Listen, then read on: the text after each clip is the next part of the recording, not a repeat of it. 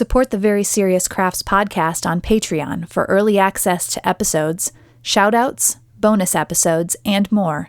Visit patreon.com/seriouscrafts. You're listening to the Very Serious Crafts podcast. We're very serious crafters. And we craft very serious crafts. Very serious. Hello, and welcome to Season 2, Episode 13 of the Very Serious Crafts podcast. I'm Mollie from Wild Olive. I'm Haley from Red Handled Scissors. And I'm Heidi from Hands Occupied. Hang on to your hats. Or ponytails, glasses. Yeah, sure. Keep your arms inside the vehicle. The reason you need to hang on to your hats is because today we are going to be talking about the subject of depression and crafting, working with challenging yarn, and handmade wardrobe progress. Can't wait! Yeah! It's going to be super uplifting. Also, hopefully. Actually, I think it kind of might be. Informative. yes. Sure. Reassuring. Reassuring, definitely. On the subject of uplifting, wonderful things that we're going to be discussing today, over a year ago, we aired the episode where Haley gave her amazing warnings about needing to moth-proof your craft stash if you have things. And it took me over a year to finally buy the moth traps. But I would like to say I finally have the moth traps. They are set up. And it's a good thing that I got them because I've already caught moths. Oh, no. Oh, no, not another mothing. It does not seem like I have like a full-on infestation in any way, but it's just the season where, you know, they're hovering by the porch lights and occasionally you'll see one flutter through the house. And there's always been this like, well, are they pantry moths? Are they clothing moths? Most likely it's both. I have both kinds of traps. Mm-hmm. I have caught both kinds of moths, but thank goodness that I have them. Yeah. Yeah, every once in a while I will catch a lone pantry moth, and I'll be like, what are you even doing here? Go away. You don't belong here. I think that the guinea pig hay is a draw in one area of the house. Yeah, I have natural cat litter that I think does that too. Anyway, I'm trapping the moths, and so thank you again for that reminder. If you have not heard that episode, please jump back to Season 1, Episode 3. Yes, and then you can relive my trauma. Speaking of trauma, well, I guess maybe not quite trauma. This morning, and this is not craft related at all, I just want to whine about it. This morning I woke up from a dream wherein I was washing a pile of dishes that were not even mine. But like every individual dish, and I had been doing that for quite some time at the point when my husband woke me up. And I think that is complete and utter nonsense. Like, really? Really, subconscious? You thought you would have me washing dishes? It sounds like a really restful way to sleep. We couldn't go flying over Brooklyn. No. We couldn't even have, like, a sociopath nightmare like I have all the time. That's at least not useless. I mean, it's not enjoyable, but it's at least not, like, mundane chores. And it's nonsense. And I would like to lodge a complaint. Noted. With whatever department deals with with nonsense. I think that's dreams. Fair. Yep, that's all. Well, over here in Chicago, last weekend was finally the bachelorette party for my friend where wearing caftans was required. Ooh. So I spent all day Saturday and well into the evening wearing my me-made caftan. Very nice. And eating a bunch of delicious food with 20 other women. And the evening culminated in all of us still in our caftans singing karaoke Korean style. So like a private room. It was really fun. Nice. And shout out to Lincoln Karaoke if anyone's in Chicago and wants to do that kind of karaoke. BTW. But yeah, there was a lot of fabric involved with 20 caftans. There was just so much fabric everywhere. And it was a very large group of people, so that was also really interesting. But we had a good time. That's a lot of yards of fabric. It is. In one place. Yeah, mine was like 5.5 yards, so multiply that by 20. Ooh. It's a lot of fabric. Yeah. Wow. Yeah. That is a lot of fabric. And mine wasn't the only handmade one, so that was cool too. That's excellent. Yeah. Nice. Yeah. Yeah, a friend of mine has just been posting pictures of the caftan she plans on ordering, but clearly she has not read your post on how easy it was for you to make your own. Yeah, it was pretty easy. I was amazed. So yay! I am still pretty sure that I would just look like a box with boobs. Mine has the caftan I made has a waist. And that's true. And I picked that pattern pretty intentionally for that. So yeah. Good plan. Unflattering tent. I looked cute. You did look cute. Well, I mean, and that actually the gives me photo- hope, as we've discussed, that I am a like ever so slightly mini version of you. Yeah. So that does give me hope. Yeah. but I have to say, the photo that you shared of the group, I mean, I know it was a group shot and you're not looking at anyone too closely, but everyone looked cute. So part of it is the fun of the caftan. Yeah. Totally. Yeah. Totally. And it was Nice. really flattering on you. I mean, it looked great. Thanks. So, Yay. huzzah! Yeah. So, shall we jump in? Because I have a. It's not like a nightmare bad dream like washing dishes, but I do have a slight nightmare situation that I just made it through. Do So tell. I recently, yeah. So I was asked to design a crocheted octopus, which sounds very random. Yes, exactly. I definitely made sure to use the word cephalopod in my tutorial banter, if you will, because it's so good. Anyway, so for those who don't know, crocheted octopi, are used to comfort preemies who can snuggle up next to them and hold on to the tentacles, and it is thought to be feel like an umbilical cord, which It's is also- extra comforting. So Also, I'll I just know. jump in as the aunt of a micro preemie. yes, Whose first birthday was really cute, and that happened recently too, but I digress. It's also to give them something to pull on that's not all of their tubes. yes. So they hold on to that, and then less likely to. Octopuses that mimic innards.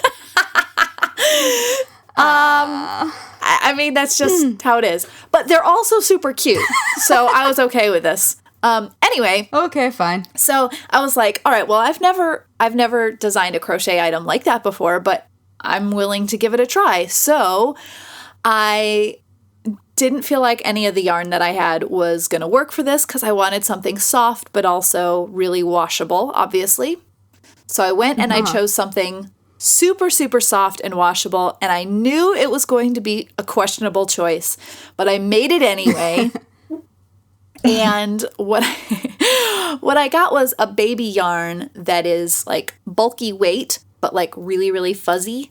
And I'm not sure if I should even say the name of this yarn because I don't want to like make it seem like it was a bad thing. Like it was actually, it worked out really, really well. but also it was a little bit sketchy to crochet with. Anyway, Was it Bernat blanket? Because I've used it. it's Bernat Pipsqueak, which is even fuzzier than the blanket. Oh. But it's so soft. That is like, very it's fuzzy. Really, it's like dreamy soft. Oh, yeah. And nightmare crochet. I made cat beds out of it. It's great. Yeah. Yeah. It's really, I mean, I want to snuggle up with this thing. In fact, my sister was sort of like giving me a look because I just was like holding it after I had finished it, and I was just like touching it, and then I like threw it at her because that's what you do with a crocheted octopus. Obviously, you throw it at your sister, and Of course. and then all of a sudden she was doing the same thing. She That's was like, what you do with sisters also. yeah, yeah. She couldn't stop like touching it and petting it, and it was just really like it's a really really soft yarn. But anyway. The problem with the yarn is it's so now fuzzy. We're going back to fondling craft supplies. Exactly. It's just how it is. I'm sorry. So because it's so fuzzy, you pretty much can't see the stitches. It's like not at all. They're just invisible. Even like when it's finished, the whole piece, you really can barely see any of the individual stitches, which is kind of a cool effect, I have to say. But what I learned I had to do was I just had to feel where the stitches were.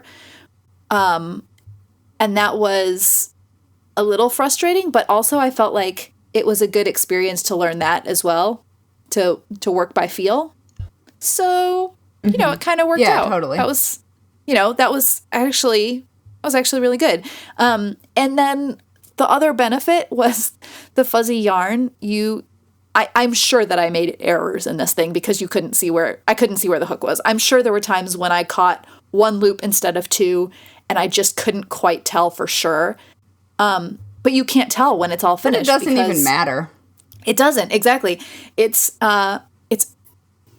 frustrating, but also very forgiving in that way. So, you know, and actually the octopus came out cute. I was really happy with it. So.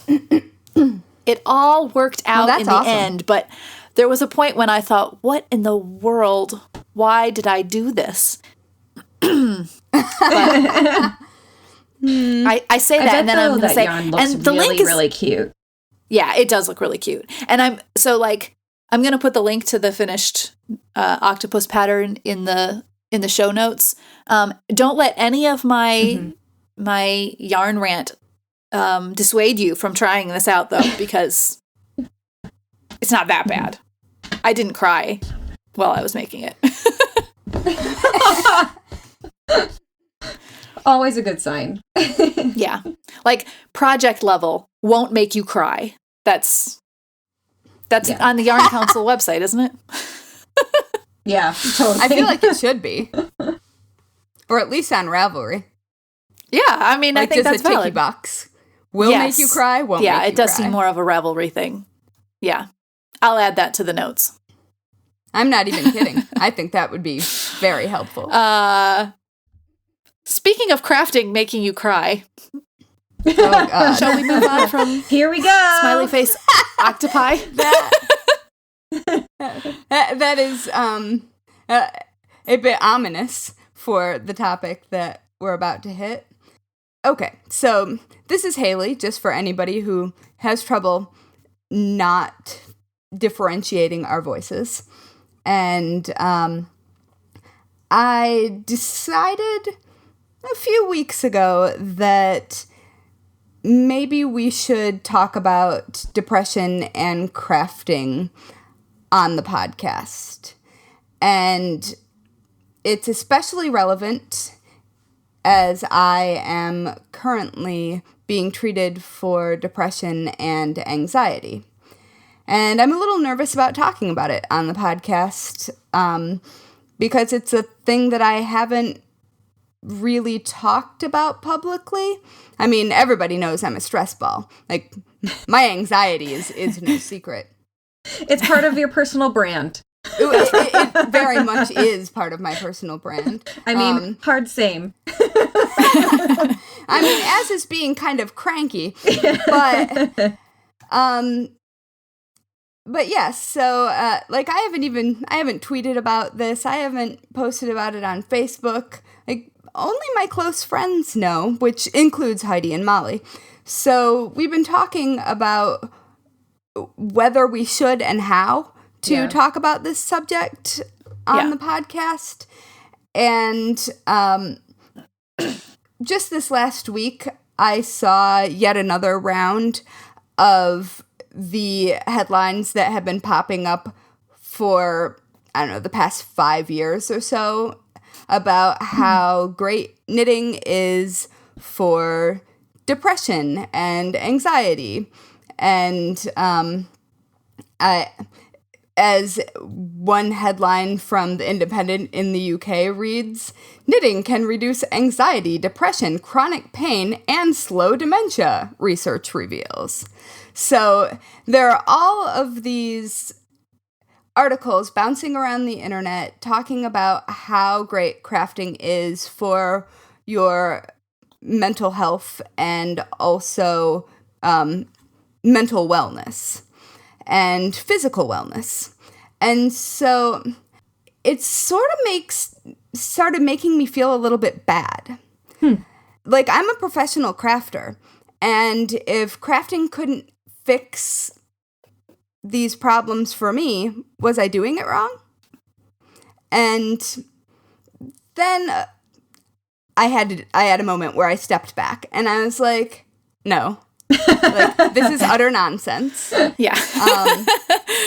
But I also think that in much the same way as looking at people's filtered lives on Instagram, that reading these articles can make people who are currently having these feelings and are already doing these things feel a little bit, I don't know, feel a little bit weird, feel a little bit uncomfortable.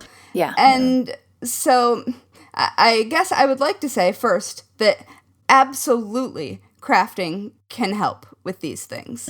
I mean, I certainly find, like, knitting something that I don't have to pay attention to, well, binge watching something on Netflix, to be, like, soothing and really nice. And there are lots of ways that can take place. Like, making lace really calms my mind and really reduces my anxiety.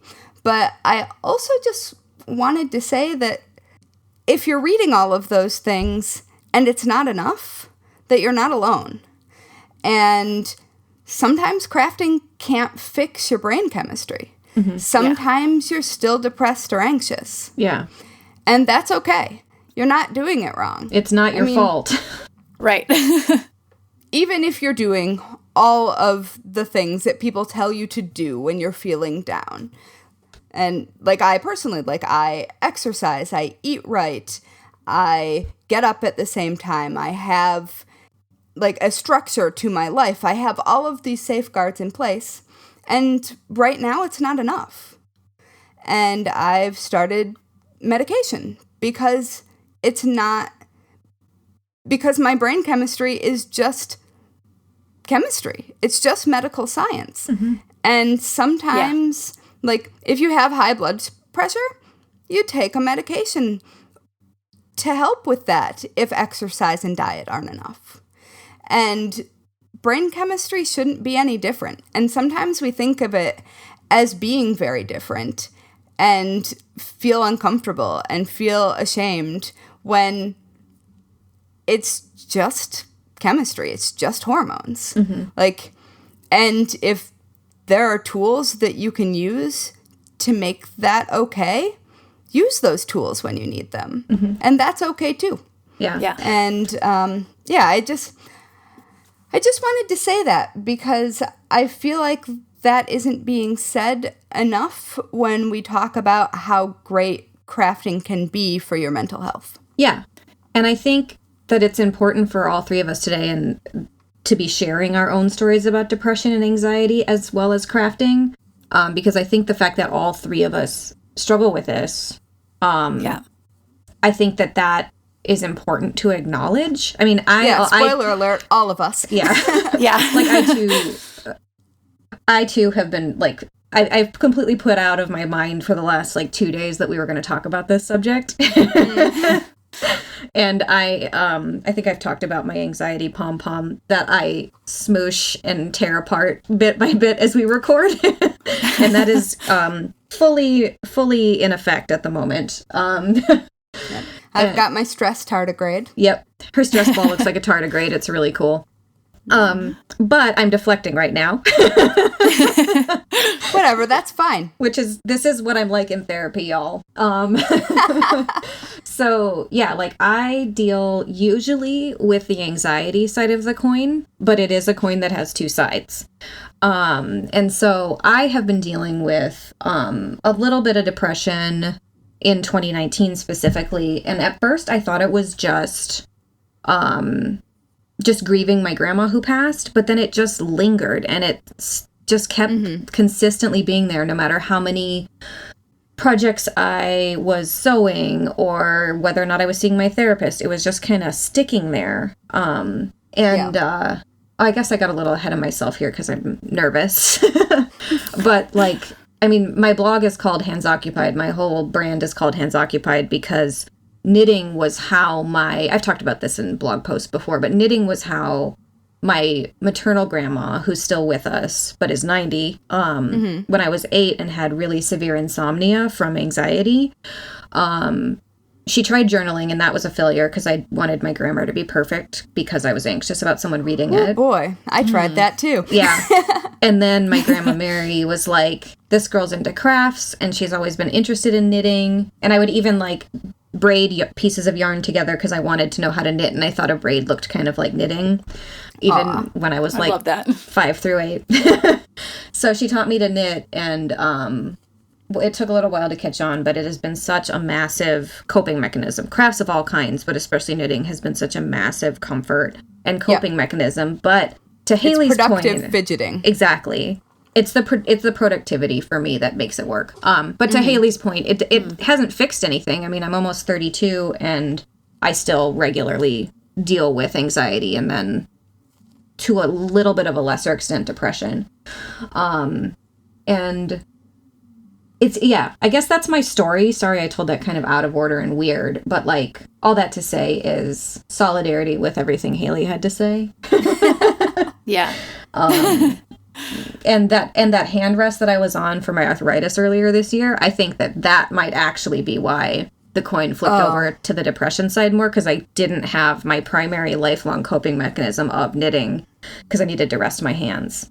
So sure, and that's that how, makes complete and that's sense. why I've been sewing so much, because it's less hard on my hands. But you can't take sewing on a road trip or whatever very easily. So no, not machine sewing. Yeah, no. Anyway, so I'm doing much better now. But it's been a tremendous help to have Haley and Mollie to like openly talk to about this subject. Yeah. And that was one of the we hope things that it helps you guys. Yeah. Also. Mm-hmm. Yeah, that was one of the Listeners. things that I that I was going to say is I feel like talking about the thing, I equate this with the train of shame. Mm-hmm. When you just talk about it and are open about it, it makes it at least a little bit easier, because then you don't carry it around with you like, oh, no one should ever know this about me, because it shouldn't be something that you have shame about. It should be, this is just exactly a fact.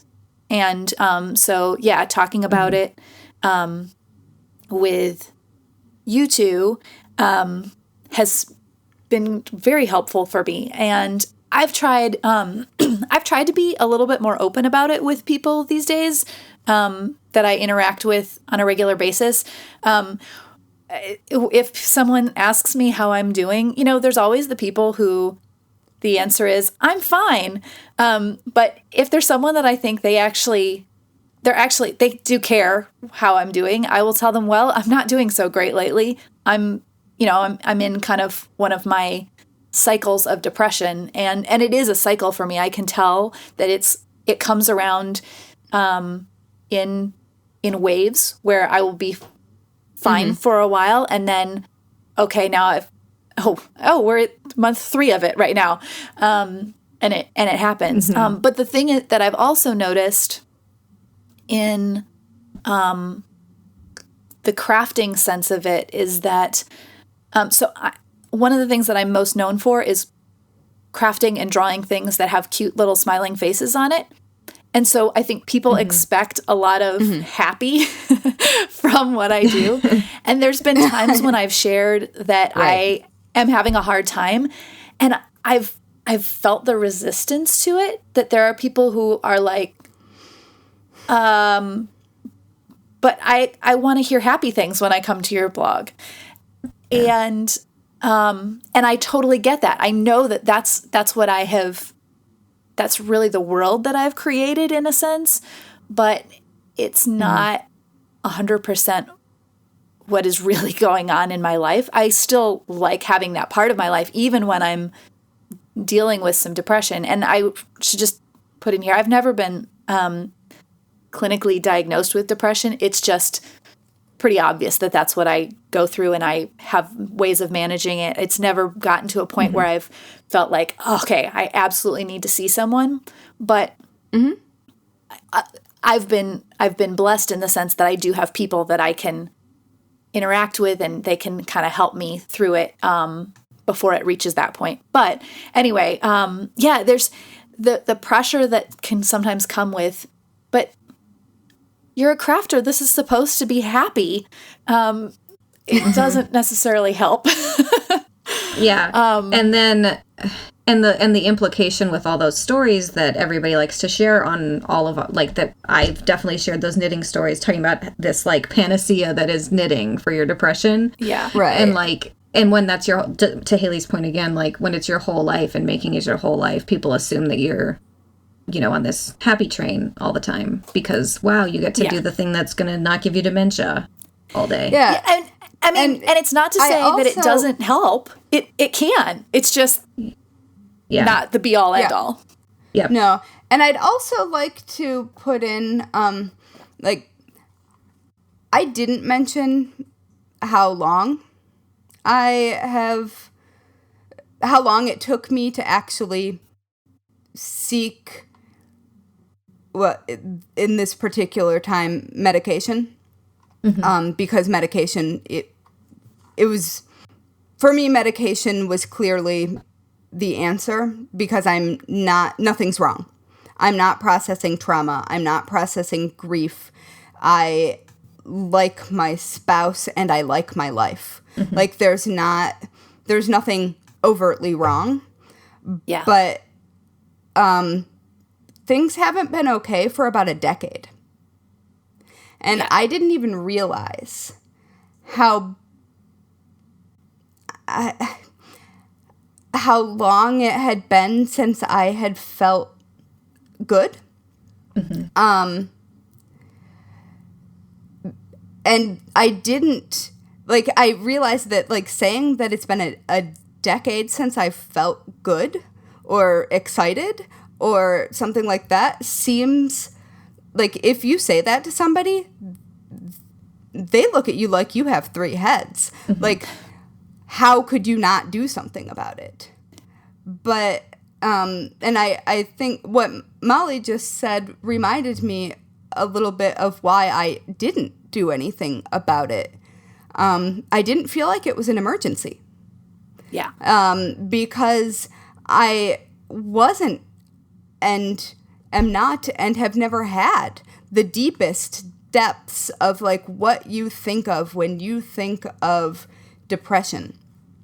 And I had decided that it didn't make sense to bring it up with my doctor because it wasn't an emergency, and I felt like I should be able to deal with it because it wasn't an emergency. Because you weren't laying in bed all day, every day for weeks on end, and you were showering and doing your routine and meeting deadlines. Yeah, totally. I was still functional. I was still high functioning. I wasn't dropping the ball. But I realized that at some point I was going to. And that maybe I didn't have to wait. And then I talked to my doctor, and he was like, "Good Lord, why didn't you talk to me much sooner than this?" And so I just want to say that, like, it doesn't need to feel like the end of the world in order for you to talk to someone or find a therapist or bring it up with your doctor. I mean, maybe you don't need medication. Maybe you need, like, talk therapy or cognitive behavioral therapy. Like, there are so many different options. Mine happens to be specifically brain chemistry. And, like, getting that sorted out is the priority right now. But it's just, it doesn't need to be an emergency. Yeah. And one thing, I have a lot of friends who deal with a variety of mental health problems because we're humans and that's what happens. But I have a lot of friends who have no insurance at all, or that if they have insurance, there's no way in heck it's going to cover their therapy copay or whatever, or therapy at all. And so, like, I think that's an important thing to acknowledge too, is that, like, access to therapy in our healthcare system as it stands in the United States, at least, it can be really challenging. And, but there are, at least in Chicago, some, like, groups that you can go to talk things out, and you can also, I encourage you to reach out to a friend or a partner, or if you have a relationship with your folks, maybe someone that in your family, because if you really need help, things are expensive, but sometimes therapy or some kind of ability to talk it out can make a significant difference, even in just helping you feel more objective about it. Yeah, I was going to say. Or not alone. Yeah, exactly. I hear all the time about people who have a close group of friends or family that they're their support group in a way, and they have the kind of relationship where it's safe to have those discussions. And obviously that's not the case for everyone. You need to find what is going to work for you. But sometimes, even if that's just the starting point, having those conversations is really, really helpful. And like you said, like with your parents, like my mom goes through a lot of the same kind of stuff that I do. I mean, I'm adopted. It's not a genetic thing. We just will often go through that. And I know that she, first of all, can notice in me when it's happening. And I can notice it in her. And so there's that, okay, just saying, hey, I'm going through a hard time and this is what's happening. It just, at the very least, you can kind of breathe a little bit in that. You go, all right, I'm sharing this. And that's the first step. So, yeah. Yeah, I agree. Yeah. And I mean maybe if you have, like, a knitting buddy while you do it, then you kind of, can incorporate the crafting is good for your mental health. I don't know. I'm just, Yeah. True. Well, I mean, as I've been working through this, and I am right now in the middle of figuring out what is and what isn't going to work. And let me tell you, it's been an adventure. But I've been constantly texting with Heidi and Mollie this whole time. Yeah. And it has made such a huge difference to be able to, like, acknowledge the small victories and to say, I'm having such trouble meeting this deadline because I don't feel like doing anything. Yeah. And, like, to just have people acknowledge the reality of what you're going through is really helpful, but also acknowledging it yourself. Yeah. And, like, noticing that maybe knitting isn't enough. Or maybe it is. Yeah. Yeah. But maybe not. Now, okay, so when you say small victories, do you have any examples in mind? Oh, why, yes, I do. So to bring this sort of serious conversation up to our usual point of levity. Yesterday, I had a thing happen that hasn't happened in at least a couple of years, which when I say that out loud, sounds terrifying to me. But I got an idea that I just had to drop absolutely everything. Like, noped out of all of the work I was supposed to do, texted Heidi and Mollie and was like, hey, I can't actually look at podcast stuff right now because busy. And, like, didn't answer any emails.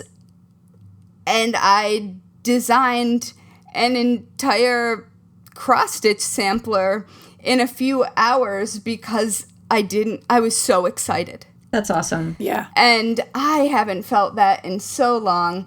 And it was like a ridiculous piece of fan art inspired by the book Red, White, and Royal Blue by Casey McQuiston. I think that's how her last name is said. McQuiston, yes. And she is a really great writer, and the book was so engaging and so wonderful that it just made me feel like I needed to make some art, some fan art. And fan art is a really great place to start when you're just trying to dig yourself out of a hole of nothing feeling fun, nothing feeling good. Yeah. And so it was really great.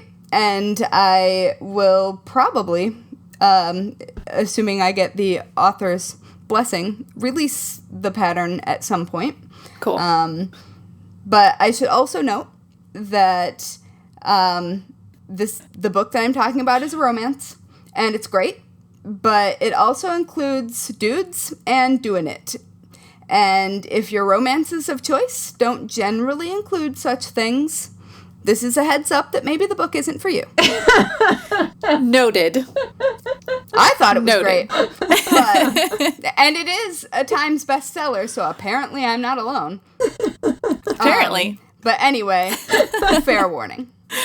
Oh, that's so funny. I just had to throw that in there because I didn't want people to run out and buy it and then be like, what is this? Oh my. Ooh. Oh my. Clutches My pearls. sensibilities. Clutches pearls. Oh my goodness. It's fair. We just, Anyway. to each his or her own, and that's fine. Indeed. Oh, that's funny. Well, so I guess on a different topic than dudes and doing it, I think that was what you said, Haley. But also alliteration. So today, as we record, it is just about the end of Me Made May, even though this is coming out, because if you listen to this podcast for more than 5 minutes, you'll know that we record several weeks out. Anyway. 2, in fact. 4, in fact. Wait, really? Yeah, oh, 4. gosh. Yeah. You're right. You're right, it's a month. Logistics. Oh, boy. So, since there's currently, as of this recording, less than a week left in Me Made May, I thought I would give y'all a little update on what I have done, because I've been really productive as I stitch my way out of some of my own depression from this spring. It's not gone yet. Hooray. It's a sticky little bugger, but vastly improved. Great. So, over the last 2 weekends, I ended up knitting a worsted weight short sleeve cardigan sweater start to finish. That was not at all part of my plans initially going into Me Made May. But it was a quick pattern, and I had an inspiration to make another sweater, so I did. It's currently blocking, and I just need to add some buttons, so I'm pretty excited. Yay. I love that Heidi's just like, yeah, so I just decided to make a sweater and it's done now. I mean, my hands hurt a lot, and it probably wasn't the smartest plan, but I don't know. And yet. I've just got this garment making bug, and that fit right in there. And it's not a moth, because that would be very counterproductive to making garments. Anyway, and then earlier this month, I wrapped up my vintage sweater that I made after my vintage knitting retreat that I've talked about. and that's yellow, and it's got puff sleeves, and it's beautiful, and I love it, and it's all lacy, so that one will be really fun to wear this summer. And then I'm excited to see it. the only problem with shoehorning in a sweater into Me Made May on top 2 of sweaters. Well, I had started the one before May, but I guess you're not wrong. Okay. This month I haven't gotten all that much sewing done. I've had travel almost every weekend, and there's been some HVAC drama in my studio, making my studio really warm most of the time. And my sewing machine's over there, so just logistically, knitting ended up fitting my schedule more. But I have cut out the Matilde blouse from Tilly and the buttons, and so hopefully I can whip that up maybe tonight at craft night in my studio or in the coming evenings. And then I've also cut out the 1940s Boardwalk Duet by Decades of Style. And it's like a 2-piece. I love that. Yeah, Okay. it's like a little it's like a tall bralette thing that buttons at the back. But it's still pretty full coverage, so I'm not worried about like back rolls. And then there's a pair of matching shorts that are really cute too, that are a little more full coverage, because I'd rather have shorts at the beach so I can just be comfortable and lay about. So anyway, I've been ambitious but also productive this month, which is exciting. Yeah. That's great. Yeah. And I do love that 40s set. It is so cute, and I've wanted to make it for a while. Yeah, it's like a 2011 pattern, I think, from Decades of Style Pattern Company, and it's real cute, and I think it'll be a fun challenge. And also, it might be, like, if I really enjoy the process of piecing together and lining the bralette, that might even be, like, encouragement or confidence building for me to actually make, like little bralettes to just wear as underwear. Yeah. Talking about underwear, very normal topic Always. on a craft podcast. Well, I mean, boobs and underwear. It's funny that you say that, because as you were talking about the caftan earlier, I was thinking, what does one wear under a caftan? Underwear. That's what I wore. I felt like It's like, what does one wear under a kilt? Like, Yeah. no, I know the answer to that. Yeah. no, I was more thinking like is it just like, is it cold and breezy is the thing that I was thinking. Like, do you like, I don't know. I'm such a layering kind of person that I was thinking. To be a summer garment. Yeah, I it's know. meant to be worn when I it's know. just really hot. Yeah. I think most people just wear it as a swimsuit cover-up. Yeah. And there were definitely a couple girls at the Bachelorette who were like, oh yeah, I'm definitely not wearing a bra today. Enough of that Okay. nonsense. All right. Well, it's a lot of fabric. Yeah, Yeah. it is a lot of Yeah. fabric. And it was All right. plenty warm. But Okay. yeah. Anyway, See, now we've talked about depression and underwear. I think our work here is done. It's a I good agree. combination. I think we have checked all the boxes. Yeah, hopefully people find this relatable and encouraging, and if they want to email us, I'm open to emailing back if you guys are. Yeah, sure. Yeah. If you want to tell us your stories, I mean, if you want us to share your stories, great. If you just want to tell us, great. Mm-hmm. Like, Yeah. obviously, we won't say anything without anyone's permission, but Yes. do feel free to share your own struggles if you'd like to use us as the people you tell. Yeah. Yep, we talk about plan. depression to each other all the time, so All the time. Yeah. our group text is equal parts hilarious and serious. Yeah. It's And like, often both. yeah. It's like crazy memes and GIFs, and then like, you guys, I'm just gonna sit in the corner and cry. It all works together. Totally. Yeah. Well, I mean, those sorts tend to get like cute cat gifs Yes. in response. Yeah. Yeah. So I mean, it's all we're a supportive community, and we actually Agree. are very good friends outside of the podcast, which helps. Yeah. Yes. Definitely. Absolutely. In case you hadn't noticed this otherwise. Well, I mean, not all podcasters are actually, Right. So- true. but we are. We are. We are. love each other. We are not a fraud. The friendship is real. Did you say we are not a frog? Fraud. Oh. Except for when we have to rip out our knitting and crochet, then we are frogs. Ribbit. Well, yeah, that was... I knew there was a joke there. Okay. But I really did think you said frog. And I really like frogs. Yay. Anyway. That's how we're ending this podcast. I really like frogs. Yep. All right. Yeah. Here we go. Oh, goodness. If you are a person who likes to hang out on the internet, and if you like frogs, you should hang out with us. Find us on Instagram and Twitter at Serious Crafts and on Facebook at Very Serious Crafts. You can also find show notes and all things Very Serious Crafts at veryseriouscrafts.com. Want to join the conversation? Tag us using hashtag #VerySeriousCrafts. And if you're using Instagram stories, don't forget to tag us with @SeriousCrafts so we can reshare your stories. Are you a fan of the Very Serious Crafts podcast? We know you are. Pretty please leave the Very Serious Crafts podcast a 5-star rating on whichever platform you use to listen to podcasts. Good ratings help us show up in recommendations, which helps more people who love crafting find us. Finally, if you would like to sponsor an episode of the Very Serious Crafts podcast, visit veryseriouscrafts.com and click sponsor. And you can now find us on Patreon. Visit patreon.com/seriouscrafts. Thanks, friends. Yay!